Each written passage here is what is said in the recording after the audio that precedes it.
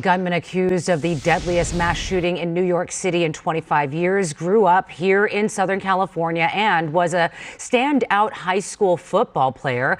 Police say 27-year-old Shane Tamura shot and killed 4 people inside a Manhattan building before turning his gun on himself. He left a suicide note blaming football for a brain injury and was targeting the offices of the NFL. Lindsay Pena in the news center tracking the latest details. Lindsay.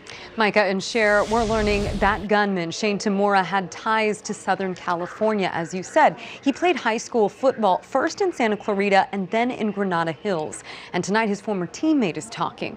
There's also more details emerging on the 4 people who lost their lives. These are security images of 27-year-old Shane Tamura right before he entered the Manhattan skyscraper Monday evening carrying an AR-15 style rifle. Tamura, who worked security at a casino in Las Vegas, reportedly drove cross-country and arrived in New York just before the attack. Authorities say he shot several people in the lobby and another on the 33rd floor before turning the gun on himself. Among those killed, Didarul Islam, an off-duty NYPD officer who was working security. Alond Etienne, also working security in the building. Blackstone executive Wesley Lipatner and Julia Hyman, an employee at Rudin Management.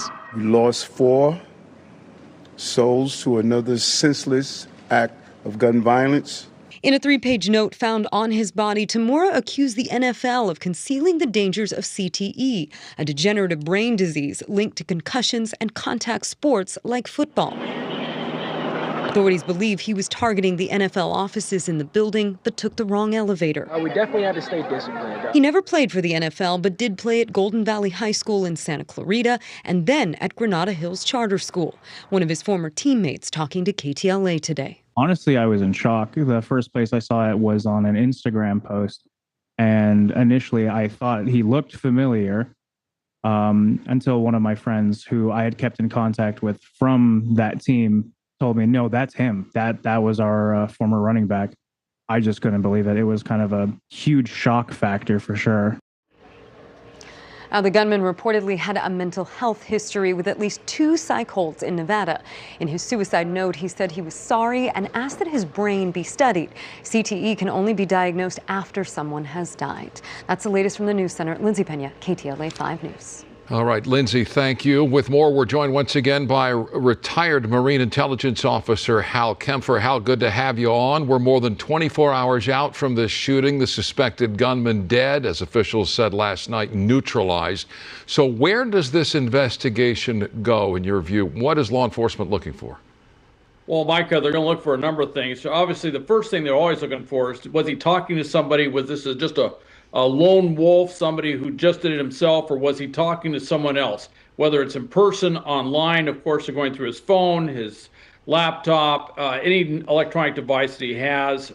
They're trying and find out, is this more than just him? And then they're going to try and get into the motive. They're going to get into, where did he get the weapons? Where did he come up with this plan? All of this stuff, putting together the whole thing to find out what happened. Of course, he killed himself, so there's not prosecution that's going to happen from this, but there are a lot of things that can be learned from it. So let's talk about the suspected gunman and what we do know. Shane Tamura is believed to have driven cross-country in a BMW filled with ammo and another loaded gun, and reportedly had 2 mental health crises on crisis holds, and also in his background that happened in 2022 and 2024. Now, is there really anything that could have tipped off law enforcement and prevented this attack? You know, Cher, that's been a big question. In California, we have something called 5150. If there's a mental health problem or someone poses a threat to themselves or others, they can actually, be held, detained. They can have their weapons seized by law enforcement and held for a period of time, or never returned to them, depending on whatever's going on. And there's a lot of questions. What did they know? When did they know it in Nevada? And then did that get passed to other states or possibly to New York? There was a report unconfirmed that they may have known he was going to New York. Authorities in Nevada may have known 2 weeks ago he was going to New York. If that's the case, and I'm not saying it is, but if that's the case, did they inform New York? That's obviously something NYPD will want to know.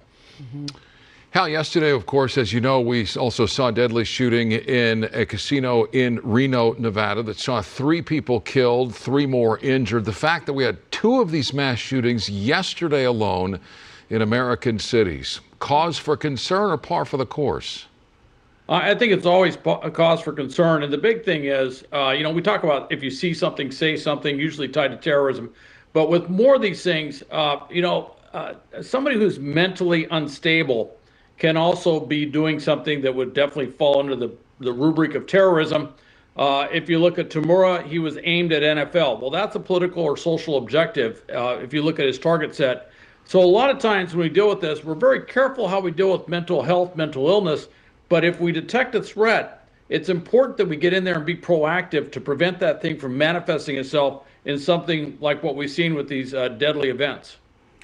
So we are talking here about an office building and also a casino. And then today, as I know that you've heard, a daycare in Granada Hills. What can be done to protect these so-called soft targets?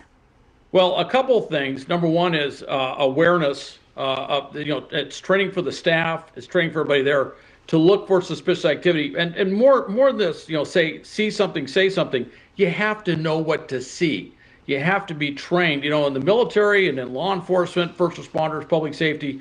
We train people extensively on knowing what to look for, to be aware of certain things that they need to be seeing out there. And then, of course, how to report it correctly to get a response. But in this case, it's seeing something and then moving that into action. If you see a threat manifesting itself, get things moving, get the doors locked. And one thing that really came out of New York was they immediately barricaded the rooms, did exactly what they're supposed to do. That's why you only see 4 people that were killed instead of 14 or 40. Yeah, the ongoing public conversation in all of this is critical. While we have you, Hal, you're also a strategic risk expert who has trained U.S. states, other countries, and the military about the threat of tsunamis. What's your take on what we're seeing following that massive quake off the coast of Russia earlier today? Well, that's the biggest earthquake we've seen since, 2011. That was the one where Fukushima was hit. Nuclear power plant was basically taken out, if you will. Those waves move very fast, 500, 600 miles an hour. And as they get to the coast, the underwater topography will vary how big they are. Now, fortunately, in Southern California, we're probably from this thing maybe seeing 2 feet, maybe a little bit more. Not huge, although 2 feet of a tidal wave when the water comes up, don't underestimate it. So if you live in low-lying coastal areas, stay tuned, be aware, see if this thing gets elevated one more level in terms of being a warning or actually actually being an evacuation notice. So that's the thing we really need to do, is just pay attention tonight while this wave is coming in. All right, Hal, thank you so much, and really good advice for those people that need to prepare that are on the coast.